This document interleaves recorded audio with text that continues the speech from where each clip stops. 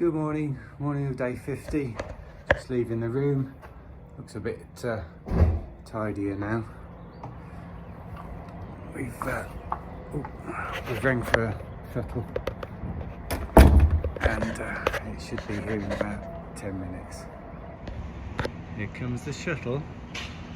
It's pretty good, it's a free one that the town puts on for people going back up to trail.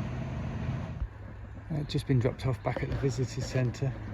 The guys at home are like this. It's the Pat Jennings visitor centre. And the trail continues across the road. Right, 9:10, back on trail after my longest break yet. Passed a few rivers on the way down and they look pretty full. But at the moment the trail just looks a little bit muddy, not too bad. Right, we've got another milestone coming up today, if I make it that far. I'll tell you about that when we get there. And possibly might even have a stop off for lunch in about 10 miles time. We've come to quite a highly populated section of the trail, and so there's over the next 50 miles or so there's various stop points that we can get food and resupplies.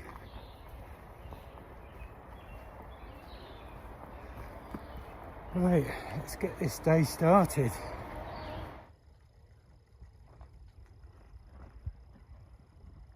What you get after 2 days of heavy rain, and over there as well.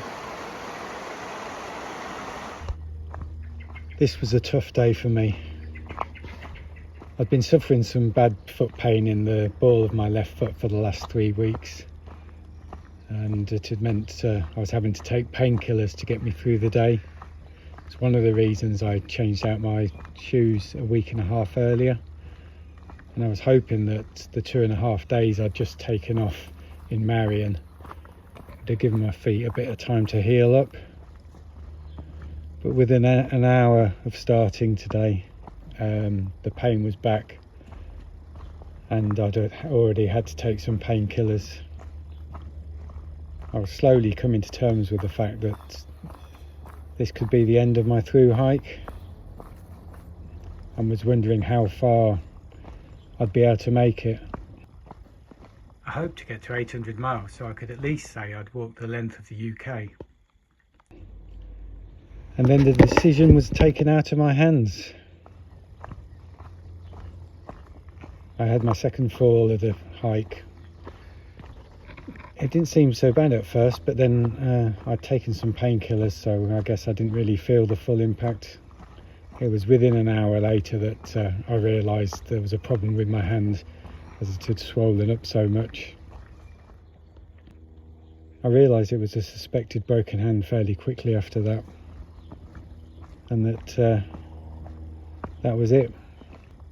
It was time to go home. I got into Atkins, which was only about 5 miles further on, booked into the Relax Inn and started making plans for a shuttle to where I could catch a long distance bus to get me up to Washington to catch the flight home. As you can see, I'm filming this from home. It is disappointing to be here. I had hopes that I'd go all the way, but there was always the risk that an injury or something else outside my control would take me off trail.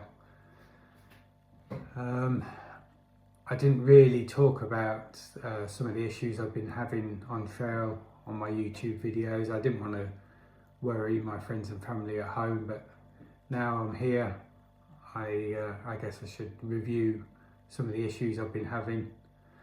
First and foremost was the pain in my left foot. Within an hour of starting hiking, I'd start to get some pain in the ball of the foot. It would get hot and then start hurting to the point where it was difficult to put my weight on it without taking painkillers. So that's the primary issue that I had. I'd already been taking more than the prescribed dose of painkillers every day. That's just not sustainable. Who knows what damage it could do to my internal organs if I continued for 3 more months like that. So the decision to stop was really the only one. And then of course hurting my hand just made the decision a little bit easier to say when I was going to get off. I really wanted to push myself a bit further, but after that second fall it wasn't an option anymore. As well as that, I'd managed to get myself 4 black toenails, and a couple of the other toes I also had a bit of numbness on, which obviously isn't a good sign either. The weight loss was a concern. I did manage to put a couple of pounds back on trail, but it really wasn't easy. I've put maybe 3 more pounds on since getting home in the last week, so it's going in the right direction. As a result of the weight loss, I also had some bruising on my hips. I don't think this is an issue with the pack. It's purely down to the amount of weight I lost and how thin I got. And then I also had a lump come up on the inside of my left elbow. This is an overuse injury from using the trekking poles. I think it may have come initially from a slip that I may have had earlier on, but that's also going down.